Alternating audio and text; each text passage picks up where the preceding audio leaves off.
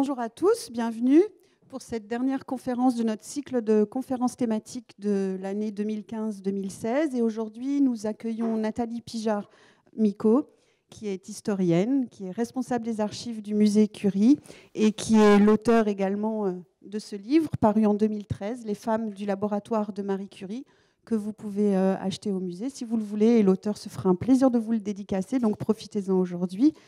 Et donc, la thématique d'aujourd'hui est consacrée aux femmes en sciences et en médecine au temps de Marie Curie. Voilà, bonne conférence à tous. Bonjour à tous. Après avoir étudié l'histoire des femmes en médecine, les premières femmes en médecine, notamment à la faculté de médecine, puis les femmes du labo Curie, je me suis intéressée à comparer les parcours et à essayer de comprendre comment ces disciplines se sont féminisées au cours du XXe siècle pour en arriver aujourd'hui à cette grande différence de féminisation dans ces disciplines, puisque vous savez qu'en sciences fondamentales, encore aujourd'hui, nous avons à peu près 28% d'étudiantes, alors qu'en médecine, on arrive en première année à plus de 60, près de 70% de femmes.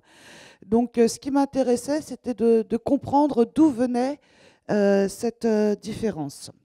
Alors, pourquoi autant de Marie Curie ? Parce que Marie Curie naît en 67, au moment où justement on va voir arriver les premières femmes dans les universités. Et elle est morte en 34. Alors j'irai jusqu'en 39, moins 34. C'est surtout l'année d'après 35 avec les 91 décrets loi Laval qui vont limiter le travail féminin que je m'arrêterai.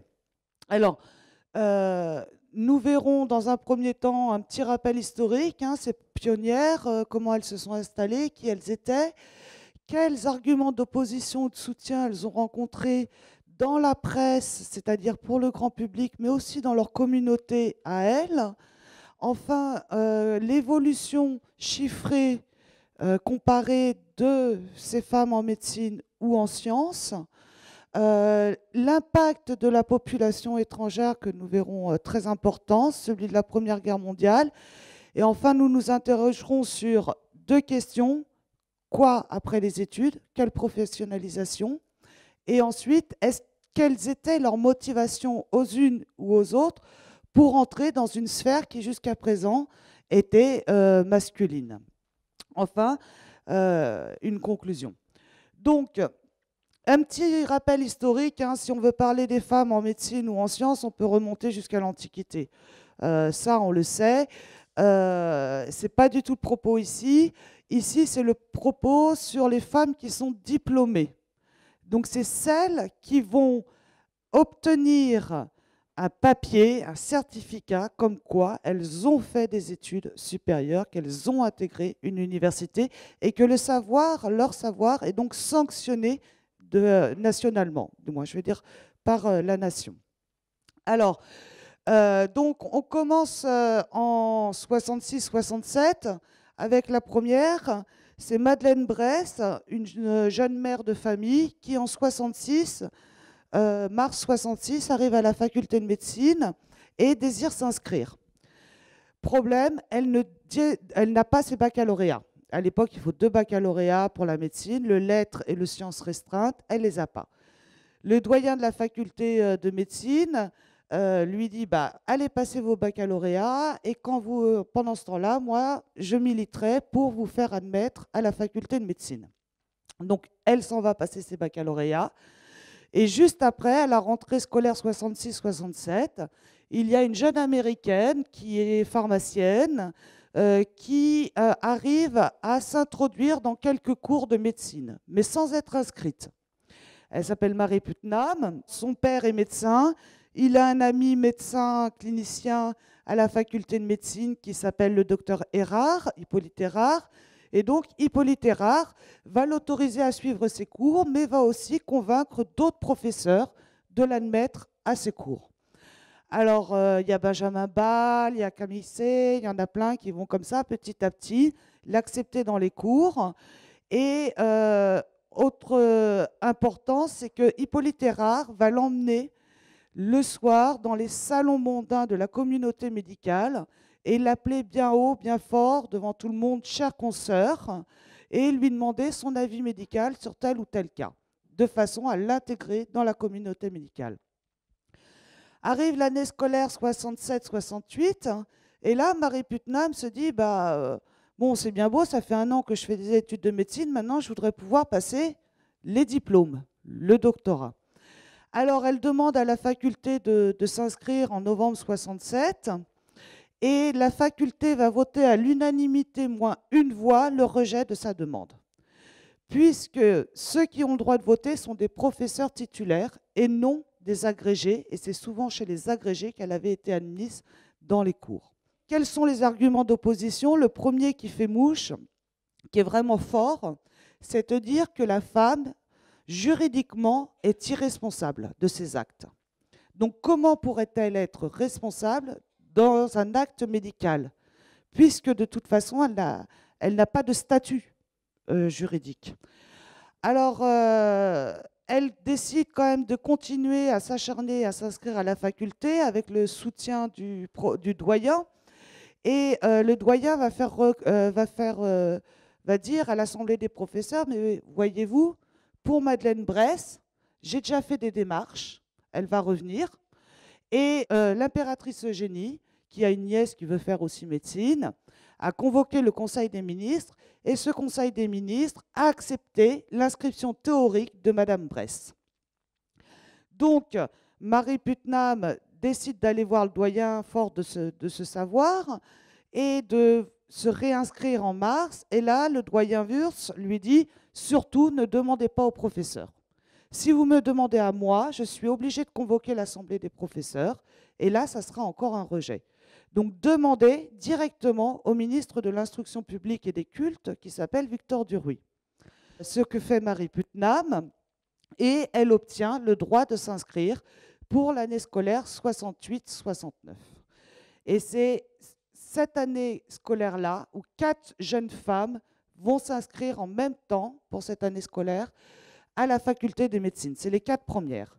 Alors on retrouve Madeleine Bress qui est revenue avec ses baccalauréats, Marie Putnam. Marie Putnam est au courant par un réseau de femmes féministes anglo-saxonnes qu'Elisabeth Garrett voulait elle aussi s'inscrire en France. Donc Elisabeth Garrett débarque à Paris dès qu'elle connaît la possibilité de s'inscrire. Et une Russe, Catherine Goncharov, dont on n'a aucun portrait, dont on ne sait pratiquement rien. Donc voici ces 4 femmes qui ont commencé à s'inscrire. Elisabeth Garrett est déjà docteur d'un Women's College qui vient de s'ouvrir par Blackwell, par les sœurs Blackwell. Et donc, elle va pouvoir soutenir sa thèse presque immédiatement puisqu'elle va avoir des équivalences de diplômes. En 70, elle soutient sa thèse. Alors, côté faculté des sciences, ah oui, c'est moi qui ai pris la photo, donc elle est floue. Côté faculté des sciences, on arrive exactement à la même période, en 67. Il y a une jeune fille qui se présente à la licence de mathématiques et vous voyez qu'elle est éliminée de cette licence le 16 septembre. Donc ça veut dire qu'elle a déjà pris des inscriptions à la faculté des sciences pour pouvoir passer cette licence. Mais ça ne veut pas dire qu'elle a eu l'autorisation de suivre les cours. Elle a pu se présenter au concours sans être autorisée à suivre les cours. Elle se représente cette année 68 et là devient la première femme licenciée en sciences, en mathématiques. Je n'ai pas le diplôme, j'ai juste le diplôme de son rejet. Mais l'année d'après, donc, elle devient première femme licenciée en sciences. Elle avait été déjà la première femme à passer un baccalauréat S-Sciences en 63. Alors, malheureusement, la faculté des sciences a très tardivement comptabilisé les femmes dans son université. Pourquoi? On voit là qu'en médecine, donc 70, premier doctorat d'Elisabeth Garrett à 80, 10 ans après, on a déjà 12 femmes qui sont reçues docteurs. Jusqu'en 1904, on en a 268, ce qui est assez important. Côté sciences, en 1904, nous avons que 7 femmes docteurs S-Sciences. La progression est donc pas du tout la même. Alors, cette progression n'est pas la même, elle s'explique pourquoi. Parce que la faculté des sciences, comme la faculté de lettres, n'est pas avant, on va dire 1880, une faculté professionnalisante. Il n'y a pas d'étudiants dans ces facultés-là. On y va pour passer son temps, pour suivre des cours mondains. Il y a quelques professeurs, mais il n'y a pas réellement d'étudiants. En 1977, il va y avoir la création des bourses universitaires qui ont été créées dans un objectif justement d'attirer des étudiants, des vrais étudiants en sciences et en lettres, tout simplement pour former les enseignants du secondaire. Cette création de bourse, elle ne va pas avoir un impact énorme puisque les personnes qui se lancent dans des études à la faculté de sciences ou de lettres sortent des milieux très très favorisés puisqu'il n'y a pas réellement de professionnalisation par derrière. Alors que la faculté de médecine, on devient médecin et donc on travaille, on est sûr de travailler par derrière. Et c'est d'autant plus vrai que si vous regardez les grands politiques, les grands chimistes ou physiciens du 19e siècle, ils ont tous un doctorat de médecine. On assure d'abord l'avenir et après on fait ce qu'on veut. Voilà. Alors, par contre, ce qui va changer, c'est en 1880, avec la création de l'enseignement secondaire pour les jeunes filles.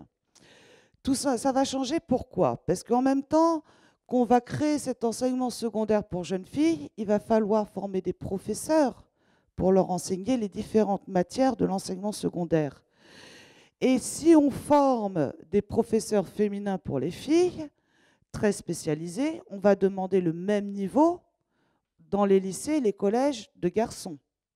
Donc, au lieu d'accepter que ce soit simplement un bachelier qui va enseigner les sciences dans le secondaire aux garçons, ben on va lui demander la licence, comme on demande à une jeune fille d'avoir la licence de sciences pour enseigner les sciences dans les collèges et les lycées. Donc, à partir de la création de l'enseignement secondaire pour jeunes filles, non seulement les enseignements vont être plus spécialisés, plus importants, mais ils vont devenir professionnalisants. Et c'est à partir de ce moment-là qu'on va avoir de réels étudiants dans les facultés de sciences et de médecine. Pour vous donner un petit aperçu de ce qu'était la faculté des sciences, imaginez qu'en 1975, il n'y avait que 18 professeurs et 3 chargés de cours, et il y avait 53 inscrits en 1975. Alors, par rapport à la faculté de médecine, on avait déjà dépassé les 3000. Vous voyez un peu cette différence. Il y avait 61 licences décernées et 7 doctorats dans les années 1880. En 80, sur toute la France, 15 facultés, il y a 221 licences de délivrées et 27 doctorats. On est encore loin des chiffres de médecine. La création de l'enseignement secondaire pour les filles va amener une population certaine dans la faculté des sciences et de lettres. Il va y avoir aussi l'influence de la création du doctorat d'université qui va être créé en 1997 et qui va quelque part piquer des élèves à la faculté de médecine, puisque la faculté de médecine, avec ce doctorat d'université, beaucoup d'étrangers vont devoir passer ce doctorat, mais ne pourront pas pratiquer en France. Donc ça ne les intéresse pas forcément. Ils vont plutôt passer le doctorat d'université de sciences et de lettres, qui est reconnu plus dans leur pays et même en France. Et enfin, en 1923, la création du titre d'ingénieur-docteur.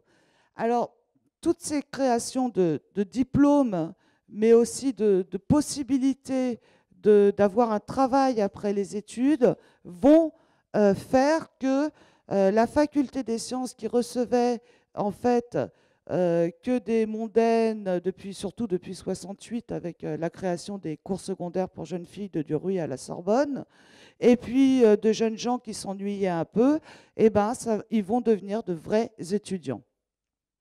Alors, voilà un peu la différence qu'on peut avoir, hein, et vous verrez que avec la création, du moins avec la reconnaissance de la licence sciences comme un diplôme professionnalisant, on va avoir une très forte augmentation du nombre d'étudiants, alors que la faculté de médecine, elle va stagner quand même jusqu'après la Première Guerre mondiale. Donc, petit à petit, la différence du nombre d'étudiants entre médecine et sciences va s'amoindrir.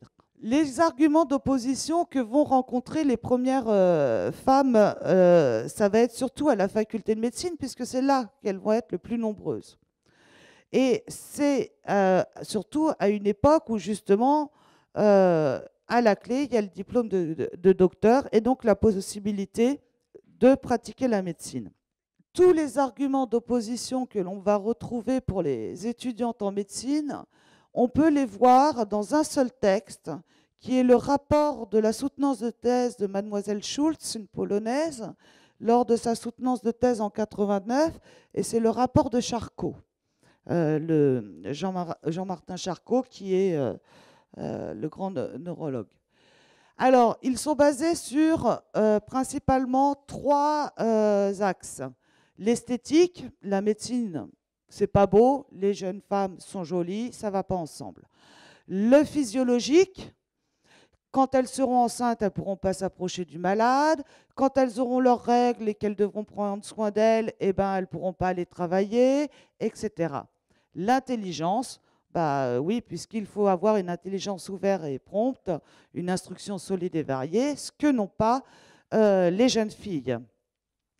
Alors, le seul souci pour eux, c'est que ces 3 arguments sur lesquels je reviens, bah, ils ne vont pas tenir longtemps, parce qu'on y a déjà eu des femmes docteurs.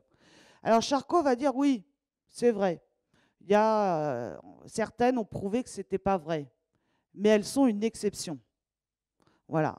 Et moi, je veux bien signer toutes les pétitions que vous voulez. D'ailleurs, c'est ce qu'il va faire pour l'entrée des femmes en médecine, puisque de toute façon, elles ne seront jamais plus d'une dizaine. Ce n'est pas possible.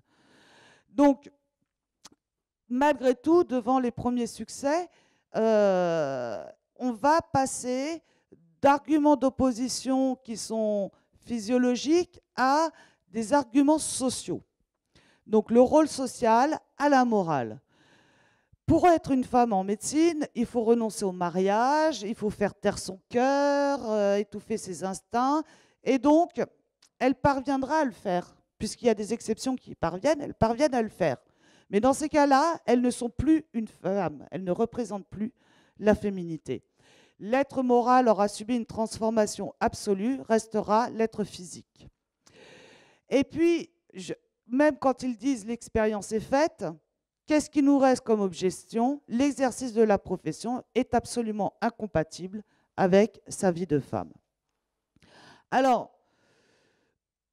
en fait, on s'aperçoit qu'ils vont axer leurs arguments d'opposition sur le concept de nature féminine, la nature de la femme. Et cette nature de la femme, eh ben, ils vont lui donner une cause innée. La place sociale est donc de la femme est naturalisée. Et cette nature féminine est définie comme répondant en plus au concept de finalité. Finalité, ça veut dire que la nature est bien faite, Dieu l'a bien fait, la femme, voilà.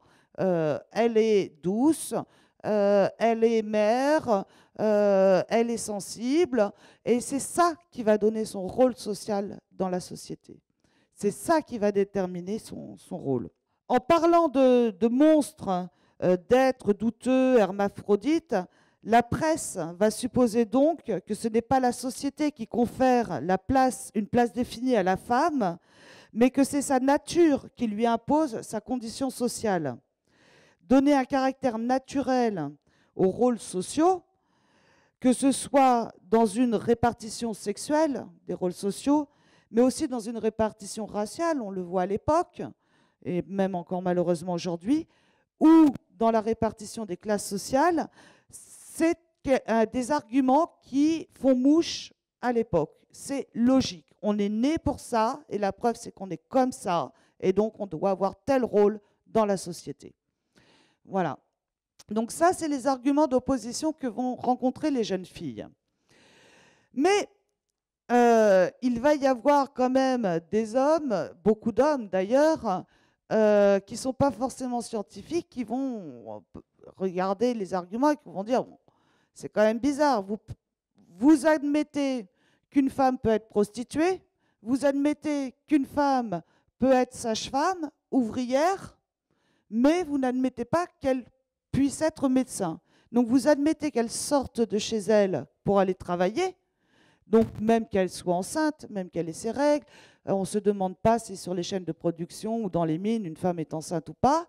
La sage-femme, vous admettez qu'elle sorte de chez elle la nuit en laissant ses enfants, mais vous ne l'admettez pas pour les étudiantes.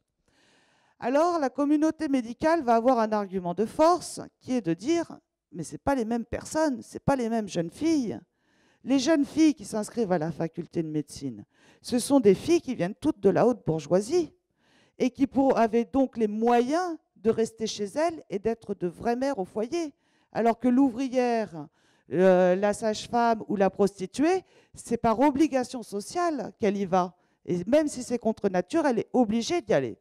Là, l'aisance nécessaire pour entreprendre la carrière de médecine aurait permis à la jeune fille de rester chez elle, même modestement, et d'avoir un mari qui subventionne à ses besoins. Et c'est vrai, puisque si on regarde les pourcentages des gens qui sont... Alors moi j'aime bien regarder 1930 parce que c'est beaucoup plus flagrant. Avant on calcule le niveau certificat d'études, mais en 1930 on regarde ceux qui l'ont réellement, le certificat d'études. Et là on s'aperçoit que parmi les conscrits, les hommes de 20 ans, 60% ont sous le certificat d'études, 34% ont le diplôme certificat d'études. Et donc, pour arriver à l'enseignement supérieur, il faut déjà faire partie des 1,92% qui ont le bac en 1930, et faire partie des 0,46% de la population qui va à l'université. Il est évident que ces 0,46% de la population sont issus des classes les plus privilégiées qui existent. Alors, ces femmes, malgré toutes ces oppositions, il faut se rendre compte qu'elles ont eu énormément de soutien. Elles ont eu énormément de soutien de par les hommes, évidemment, puisque c'est eux qui ont le pouvoir. Donc le soutien de par les femmes, il ne servait pas à grand-chose. Donc on a d'abord Charles-Adolphe Wurtz, le doyen de la faculté de médecine.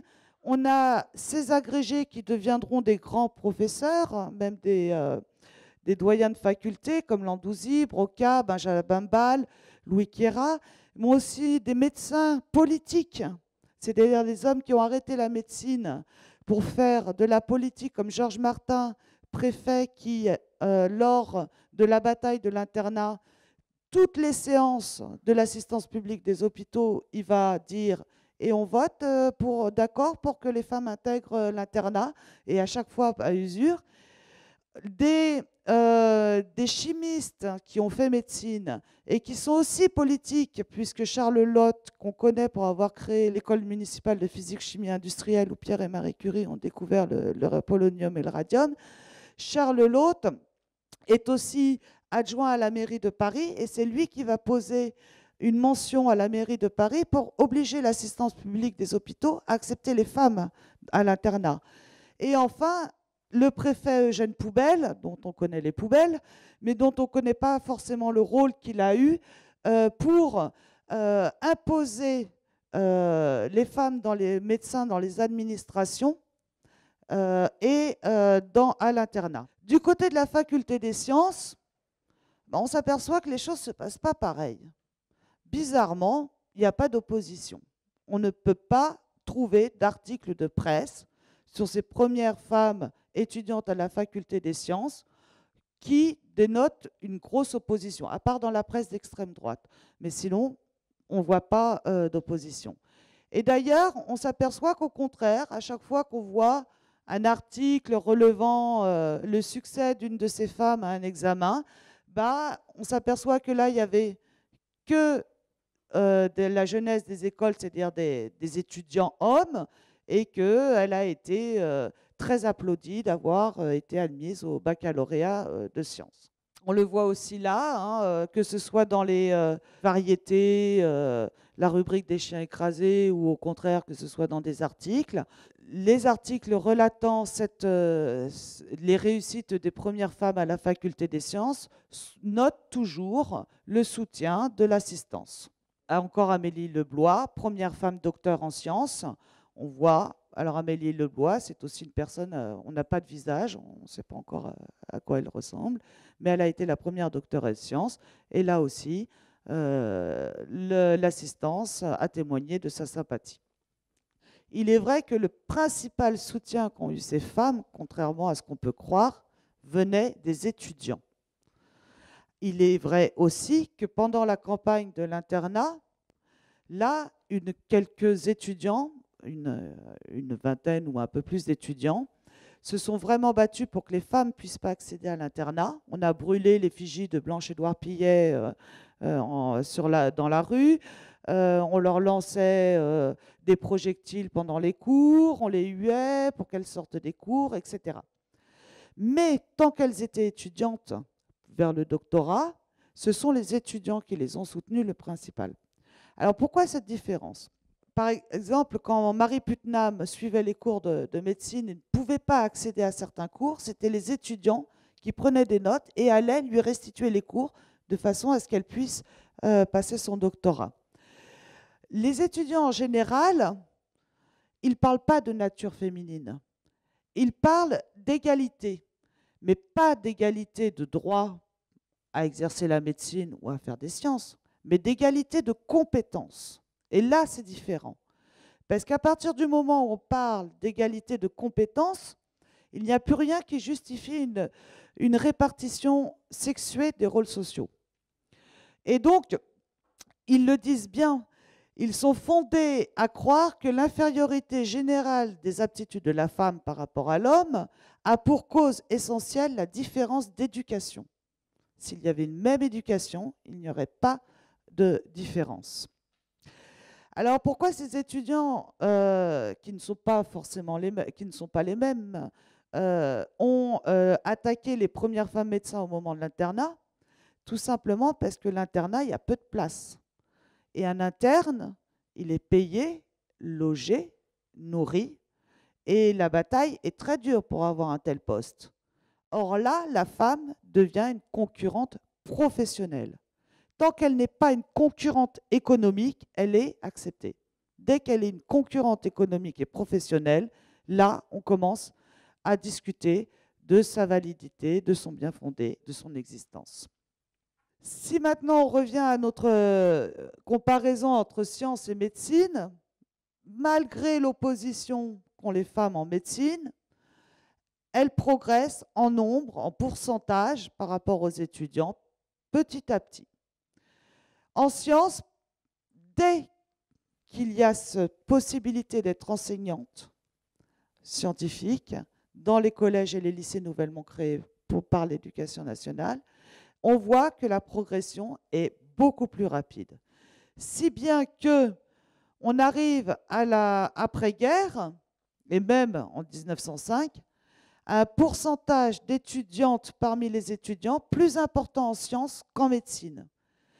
Et c'est ça qui est assez fabuleux, parce que quand on regarde en nombre absolu, évidemment, on a beaucoup plus d'étudiantes en médecine, mais quand on regarde en pourcentage par rapport aux étudiants, on s'aperçoit que les femmes se sont dirigées plus massivement vers les études scientifiques que vers les études médicales, ce qui est totalement contraire à la situation actuelle. Alors, le nombre d'étudiantes, il faut faire attention pour chaque discipline, puisqu'il va y avoir un facteur très important qui vont être l'immigration étudiante, c'est-à-dire le pourcentage d'étrangères qui vont suivre des études en médecine et en sciences.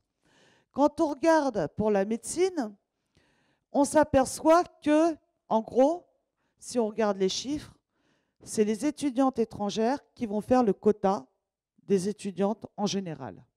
C'est grâce à l'immigration des étrangères en France qu'il y a un nombre conséquent d'étudiantes et donc elles vont être acceptées plus facilement puisqu'on on a l'habitude de voir des jupons, bah, plus il y en a, plus on les accepte. Et donc, on le voit très bien, les étudiantes françaises vont avoir beaucoup de mal à progresser. Et ce n'est qu'après la Première Guerre mondiale qu'elles vont s'investir dans les études médicales. Alors, on remarque aussi, si on revient au tableau d'avant, qu'après la Première Guerre mondiale, la progression du pourcentage de femmes en médecine est assez faible, de 17, 17,4, 17,6, c'est très peu. Et bien cela s'explique tout simplement parce que pendant la Première Guerre mondiale, les étudiantes étrangères repartent chez elles, mais chez elles, les universités sont ouvertes maintenant aux femmes. Et puis les conditions étudiantes sont plus faciles. Donc pourquoi reviendraient-elles en France? Elles ne reviennent pas, elles ne se réinvestissent pas beaucoup dans les études françaises. Les femmes françaises investissent, c'est vrai, la médecine, mais pas beaucoup plus énormément. Bon, elles suivent la progression normale. Donc on a un ralentissement quelque part de la progression des étudiantes en médecine, ralentissement de la progression, je précise bien, des étudiantes en médecine après la Première Guerre mondiale. Alors que pour la faculté des sciences, on le voit très bien, les étrangères investissent peu la faculté des sciences. C'est beaucoup les françaises. Pourquoi? Bah, tout simplement parce que, comme je vous l'ai dit, la licence est garante d'un emploi. Jusqu'en 1996, Marie Curie a été une des dernières à bénéficier. Jusqu'en 1996, la licence se passait en 1 an. Après 1996, elle va se passer en 3 ans. Donc, jusqu'en 1996, les Françaises, on ne voit pas trop avant parce qu'on n'a pas de chiffres malheureusement, mais on a quelques chiffres au niveau national. C'est pareil pour les garçons et les filles. Les Français vont s'investir massivement dans les études qui, au bout d'1 an, vous décernent un travail. Quand on va avoir une petite régression des Françaises après 96, c'est parce que là, il faut faire 3 ans. Donc là, elles se demandent, bon, entre médecine 5 ans et sciences 3 ans, voilà, on commence, voilà. C'est pas évident. Alors, le faible pourcentage des étrangères en sciences fait que la Première Guerre mondiale aura beaucoup moins d'impact en sciences qu'en médecine, puisque les Français sont déjà là et continuent à investir les études. L'impact de la Première Guerre mondiale est évident dans les milieux estudiantins sur les femmes. Il est vrai que dans les milieux des classes populaires, les moins aisées, toutes ces minutionnettes dont on vous montre plein de photos à droite à gauche, ben, quand la guerre a été finie, on leur a donné 15 jours ou 2 mois, je ne sais plus, pour accepter une prime de départ et de retourner dans leur foyer, ou sinon de toute façon elles seraient renvoyées, puisque les hommes revenaient de guerre, et là, sans prime. Donc l'impact de la Première Guerre mondiale dans l'émancipation économique des femmes des classes les plus populaires est totalement néant. Par contre, dans les classes les plus aisées, il va avoir un impact certain. Imaginez que sur 100 000 infirmières de la Première Guerre mondiale, 70 000 étaient bénévoles. Bénévoles, ça veut dire qu'elles n'avaient pas besoin de travailler pendant toute cette période. Donc, ces jeunes filles qui venaient de la bourgeoisie, qui vont s'investir dans la Première Guerre mondiale, qui vont soigner les blessés, qui vont éventuellement jouer la postière ou la secrétaire, etc., elles vont découvrir une indépendance économique, mais aussi une indépendance par rapport au père, par rapport au milieu familial, qui, au bout de 4 ans, elles ne vont pas la remettre en question, cette indépendance. Elles vont vouloir la garder. Et c'est pour ça qu'après la Première Guerre mondiale, on voit cette progression des inscriptions dans les facultés progresser énormément, parce que ce sont toutes ces jeunes filles qui se disent nous voulons garder cette indépendance que nous avons acquis. L'image dans la population, l'image dans la presse et dans la société de ces femmes médecins ou scientifiques, petit à petit, elle va être sympathique, et surtout après la Première Guerre mondiale, pour les étudiantes en médecine. Là, on le voit, c'est une opérette qui dit j'opère mieux que M. Brouardel. Brouardel, c'est le doyen de la fac de médecine à l'époque. Mais je pourrais au plus grand homme sur la chirurgie clouer le bec. Donc on a comme ça toute une littérature qui montre que la femme médecin commence à avoir une figure sympathique, pas forcément reconnue pour ses compétences, mais à être plus acceptée. À la faculté des sciences, c'est la même chose. Sauf qu'elles, comme elles n'ont pas connu d'opposition, parce qu'elles remplaçaient personne sur le marché du travail, elles allaient vers l'enseignement secondaire, elles sont une normalité. Voilà, donc on a beaucoup de photos comme ça qui montrent un pourcentage de femmes dans les études sans que cela pose le moins de problèmes. J'ai oublié un facteur en dehors de l'enseignement secondaire très important pour ce qui est la faculté des sciences, c'est le facteur industriel.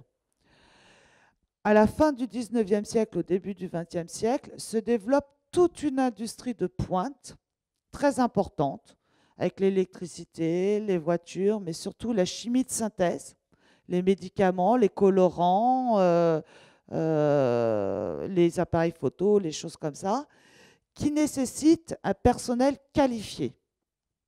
Et un personnel qui sait au moins lire et écrire, et qui sait très bien compter, et qui a quelques notions de chimie et de physique. Or, ce personnel, on ne le trouve pas dans la société. On ne le trouve que dans ces classes, justement, dans ces 0,41% de personnes qui ont accès aux études supérieures. Et c'est pour ça que la femme va être bienvenue au début, jusque dans les années 30, c'est parce qu'elles ne vont pas prendre la place de quelqu'un, mais elles vont combler un vide ce vide sur le marché du travail de personnes qualifiées. Donc, il y a l'enseignement secondaire qui se développe pour les jeunes filles, mais il y a aussi un besoin économique qui est dû à une industrialisation de pointe qui se met en marche et qui fonctionne très bien. Alors, l'évolution du nombre de jeunes filles en sciences et en médecine, on le voit. Bon, là, il y a une petite baisse pour les femmes en sciences. Elle s'explique très bien. C'est en nombre, en pourcentage, on voit que les femmes baissent énormément en sciences. Elles n'arrivent plus qu'à 16% en 1920. C'est le retour des hommes de la guerre qui vont s'inscrire massivement. Et du coup, eux vont multiplier leurs chiffres par 3, ce qui fait baisser le pourcentage, évidemment, des femmes, même si elles continuent d'augmenter leur nombre. Alors, la professionnalisation, étrange, on s'aperçoit qu'il peut y avoir beaucoup de doctorats soutenus. Il y a peu de femmes qui s'installent et qui deviennent médecins. Il est clair et net que le pourcentage d'abandon durant les études de médecine ou de sciences, on ne peut à l'heure actuelle pas l'évaluer, mais on sait qu'il est très important. Et il est tellement important que même la presse de l'époque dit que souvent les jeunes filles s'inscrivent dans les études pour trouver un mari, un bon parti. Et elles abandonnent systématiquement, dès qu'elles se marient, les études. Les femmes qui font de la médecine, elles vont jusqu'au doctorat, souvent, et très peu après vont se lancer dans la recherche. Beaucoup ouvrent un cabinet privé parce que le cabinet privé permet de concilier vie privée et vie professionnelle. Donc, il y en a très peu qu'on retrouve dans la recherche. Bon, on a l'exemple d'Augusta Klumke-Degerine, mais aussi de Simone Laborde, mais elles sont vraiment peu nombreuses. Elles deviennent praticiennes. En sciences, comme je vous l'ai dit, grâce à l'industrialisation de pointe, elles vont soit devenir travailler dans des postes assez importants, hein, directeurs techniques, elles peuvent être directrices techniques sans que ça pose le moindre souci dans certaines usines, ou elles vont être dans des laboratoires. Nous sommes aussi au début du XXe dans la période qu'on appelle de l'expansion de l'université et surtout de la faculté des sciences, où on va voir créer une vingtaine d'instituts d'un seul coup. Le campus Curie en est un très bon exemple, avec la création de l'Institut du Radium, de l'IHP, de l'IBPC, de l'école de chimie. Bon, elle a été créée avant, mais elle s'installe là. On a une demande en personnel qualifié assez importante. Un exemple de la Fondation Curie et de l'Institut du Radium, c'est là que c'est intéressant, c'est qu'on voit justement cet faible investissement des femmes en médecine en dehors de la pratique. On a une médecin pure et dure avant la Seconde Guerre mondiale, une médecin chirurgienne qui est devenue, en arrivant en France, chercheuse biologiste, qui ne pratiquera plus la médecine. Et par contre, du côté, je dirais, sciences pures, chimie physique, ben là, je vous ai mis quelques photos de celles qui ont soit un doctorat, soit qui ont fait de la recherche réellement au laboratoire Curie assez longtemps. C'est-à-dire qu'il y en a plein d'autres, mais elles étaient soit techniciennes, soit garçons de laboratoire, où elles sont venues et elles sont reparties très vite. Celles-ci sont restées quand même au minimum de 3 ans et toutes ont fait de la recherche. Est-ce qu'elles avaient une motivation, toutes ces femmes, à rentrer dans une sphère masculine? Est-ce qu'elles étaient féministes?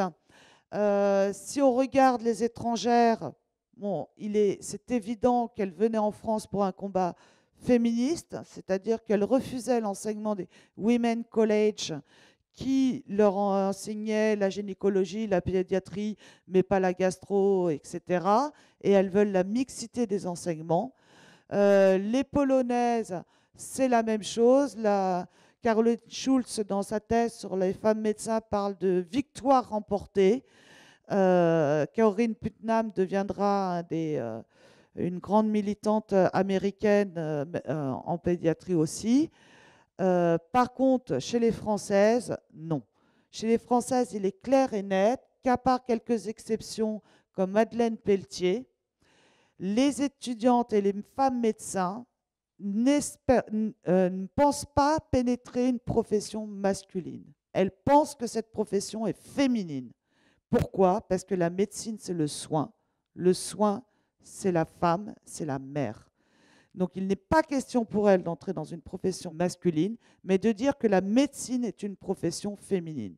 Elles réaffirment la division sexuelle des rôles sociaux en médecine en parlant, en ne disant pas qu'il y a égalité de compétences, mais en disant que la femme a plus de compétences que l'homme en matière médicale.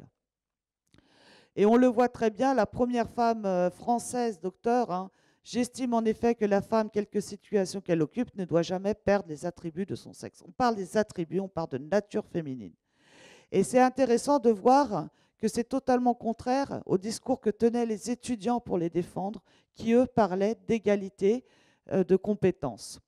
On est exactement dans la même situation qu'entre Poulain de la Barre et Madame de Maintenon, où au XVIIe siècle, on a un homme qui parle d'égalité de compétences et de savoir, et une femme qui va créer la première école pour jeunes filles et qu'on va mettre comme la grande féministe, sauf que tout son programme est basé sur la couture, le piano et le respect de son rôle de femme au foyer. À partir du moment où les femmes n'ont pas intégré l'égalité des droits dans une égalité plus large, sociale, elles ont milité principalement pour leur petite communauté en affirmant les différences sexuelles.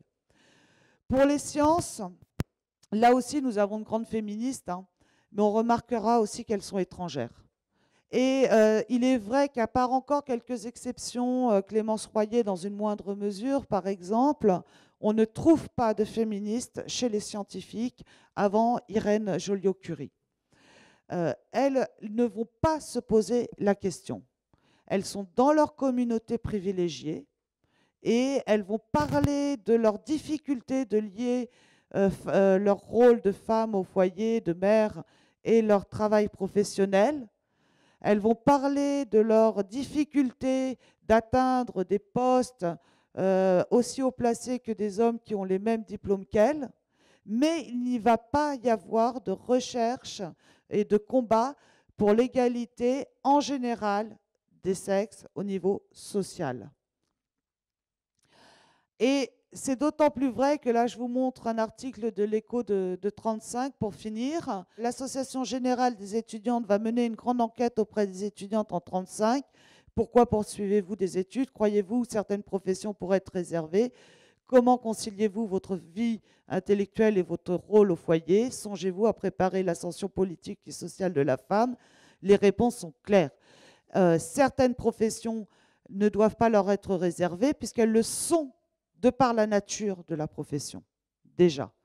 Et elles le disent, les enfants sont toujours mieux soignés par les femmes qui les comprennent mieux. Donc, pourquoi demander des professions réservées, puisque de toute façon, de par la nature féminine, certaines professions doivent leur être réservées. Ensuite, comment conciliez-vous vie intellectuelle et foyer? Ben, elles le disent. Au lieu d'aller faire les magasins, de jouer au piano ou de s'ennuyer, on fait des études. Donc, les heures qu'on passait à faire les magasins, du shopping, ben là, on est à la faculté et ça n'entache à rien notre rôle de femme au foyer, de directrice de maison bourgeoise. Donc, elle s'adresse bien à une communauté particulière, une classe sociale très particulière. Enfin, songez-vous à préparer l'ascension politique et la femme. Elles disent oui pour certaines questions sociales. On le voit, les hommes ne savent pas gérer politiquement des problèmes de pédiatrie, d'hygiène sociale, et ça parce que ce sont des hommes. Ça devrait être une politique féminine, mais par contre, pour tout le reste, je ne vois pas pourquoi je m'en mêlerais. En gros, c'est ça. Donc, on est en 35. Alors, conclusion de cette petite conférence que je voulais montrer avant tout, c'était l'importance du contexte social et économique pour l'insertion des jeunes filles dans les milieux dirigeants, mais aussi dans les milieux intellectuels. Et ça, on le voit très bien. C'est parce que nous sommes à une période économique favorable, à un développement industriel favorable, qu'on a accepté les femmes dans les études supérieures. L'importance de la population estudiantine étrangère, c'est aussi un paramètre qu'on peut caler aujourd'hui. C'est grâce à l'immigration étrangère que les filles étaient très courantes dans les universités et donc ont été mieux acceptées. Alors c'est vrai que les deux facultés avaient l'habitude d'avoir des jupons. La fac de médecine est aussi une école de sages-femmes. Il y avait déjà des femmes qui la fréquentaient. La Sorbonne, il y avait donc les cours mondains où les jeunes filles allaient. Mais en tant qu'étudiantes, s'il n'y avait pas eu les étrangères, elles auraient été qu'une poignée de Françaises et elles auraient peut-être été moins acceptées. Enfin, les ouvertures professionnelles, on voit très bien qu'à partir du moment où un diplôme devient professionnalisant, ça favorise aussi l'envie, la motivation pour pénétrer, pour faire des études, pour obtenir ce diplôme. Qu'il n'y a pas forcément de remise en cause de la division sexuée des rôles sociaux. Et on le voit encore aujourd'hui, il y a des études qui sont faites par des sociologues chez les étudiantes de médecine et leur progression, où à la fin de leurs études, il est clair pour elles qu'elles vont choisir le cabinet privé, qu'elles ne vont pas faire de neurologie, qu'elles ne vont pas faire de chirurgie, qu'elles vont... Voilà, on a encore cette division importante. Ceci étant, il faut rendre hommage à ces femmes, puisque c'est grâce à elles qu'il y a eu une évolution culturelle qui a été très importante. C'est elles qui ont ouvert le chemin et c'est elles qui ont permis que quand il y aura la véritable démocratisation de l'éducation nationale pendant les 30 Glorieuses, après la Seconde Guerre mondiale, on va assister à une féminisation massive des universités qui n'aurait pas pu se faire sans ces pionnières.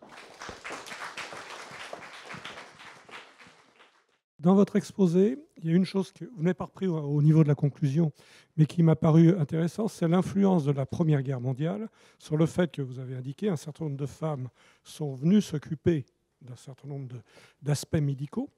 Et donc, après la guerre, ont voulu continuer, entre guillemets, et que ça venait d'une population qui était plutôt une population de couches un peu aisées. Est-ce qu'on retrouve ce phénomène après la Deuxième Guerre? Le problème en histoire à l'heure actuelle, c'est que les études post-Seconde Guerre mondiale, juste entre 45 et 60, font cruellement défaut. Donc je peux pas, dans ces matières-là, hein, sur la féminisation, les sociologues se sont beaucoup intéressés à 70, à aujourd'hui. Mais c'est vrai que pour juste après la Seconde Guerre mondiale, je ne sais pas.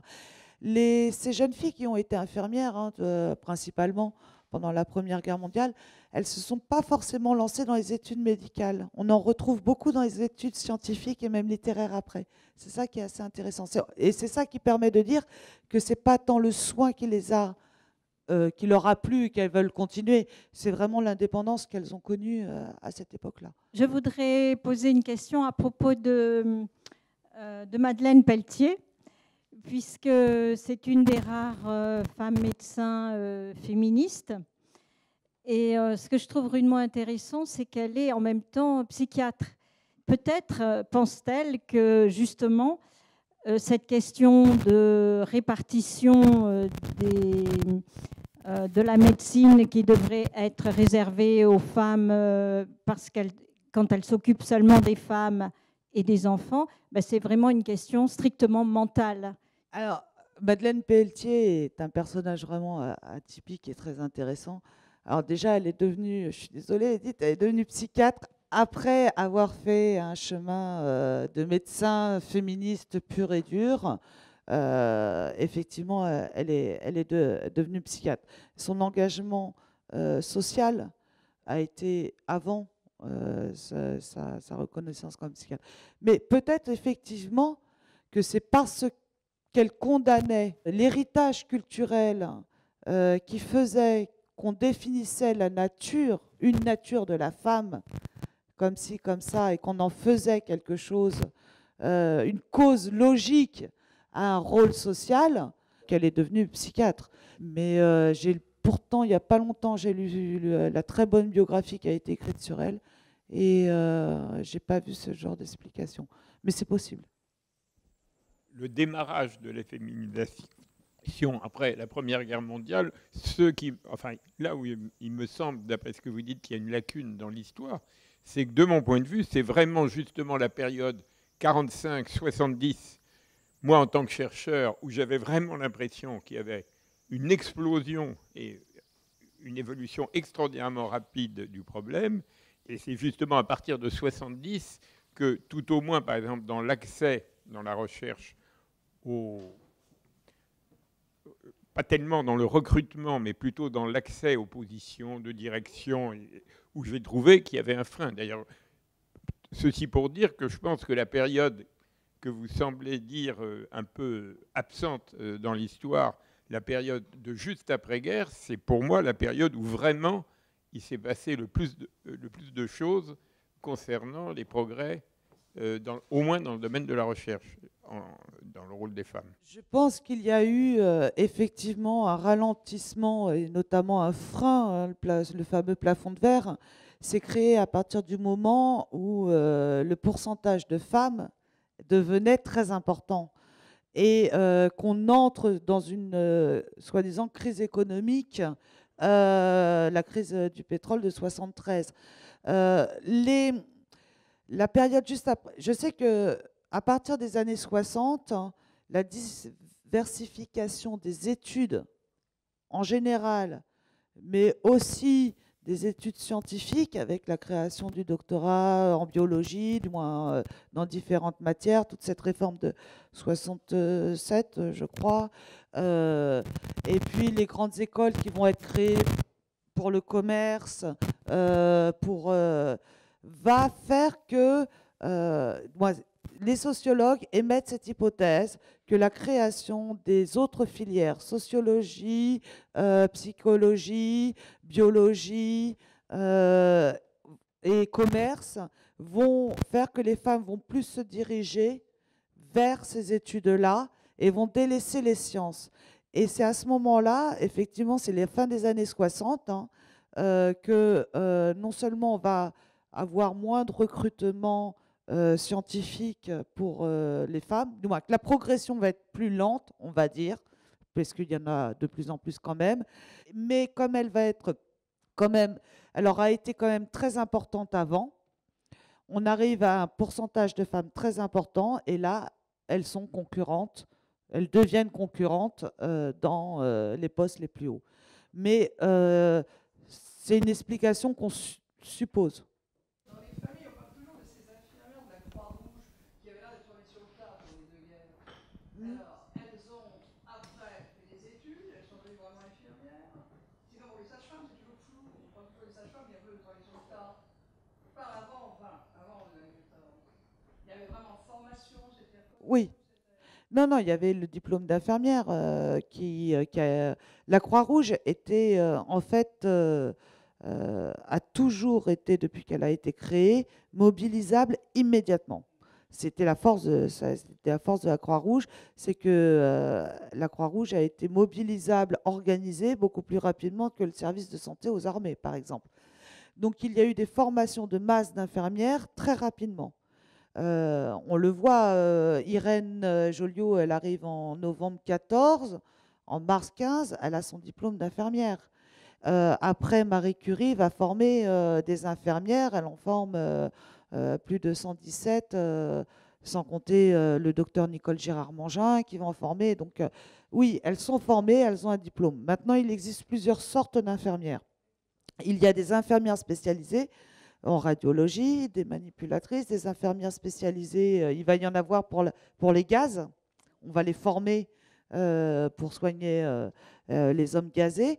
Mais c'est sur le tas. Par contre, après, elles ne vont pas forcément devenir infirmières. Voilà.